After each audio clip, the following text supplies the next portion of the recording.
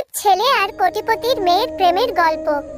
চরিত্র: রিপন একজন গরিব ছেলে যার বাবা একজন রিকশাওয়ালা। শ্রেয়া একজন কোটিপতির মেয়ে যার বাবা একজন বিখ্যাত ব্যবসায়ী। গল্প: রিপন ছিল একজন সৎ ও পরিশ্রমী ছেলে। সে পড়াশোনায় ভালো ছিল, তবে তার পরিবারের আর্থিক অবস্থা খুব ভালো ছিল না। তার বাবা একজন রিকশাওয়ালা ছিলেন এবং তার মা একজন গৃহকর্মী। অন্যদিকে শ্রেয়া ছিল একজন ধনী ব্যবসায়ীর মেয়ে। তারা একটি বিলাসবহুল জীবনযাপন করত।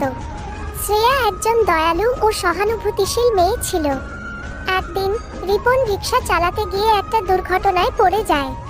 শ্রেয়া তাকে দেখে হাসপাতালে নিয়ে যায়। হাসপাতালে রিপন ও শ্রেয়ার দেখা হয়। তারা একে অপরের সাথে কথা বলে এবং বন্ধু হয়ে ওঠে।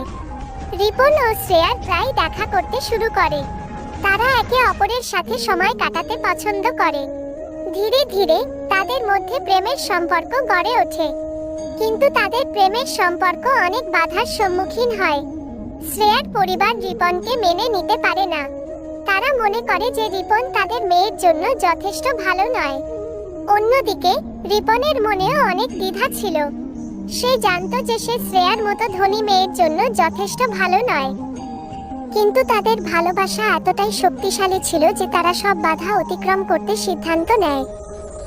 অবশেষে শ্রেয়ার পরিবার রিপনকে মেনে নেয়। রিপন ও শ্রেয়া বিয়ে করে সুখে শান্তিতে জীবনযাপন শুরু করে। গল্পের শিক্ষা: ভালোবাসার জন্য কোন বাধা নেই। ধন দৌলত ভালোবাসার চেয়ে গুরুত্বপূর্ণ নয়। সৎ ও পরিশ্রমী মানুষ সবসময় সফল হয়। এই গল্পটি কেবল একটি কাল্পনিক গল্প। বাস্তব জীবনে গরিব ও কোটিপতির মধ্যে প্রেমের সম্পর্কের ক্ষেত্রে অনেক চ্যালেঞ্জ থাকতে পারে।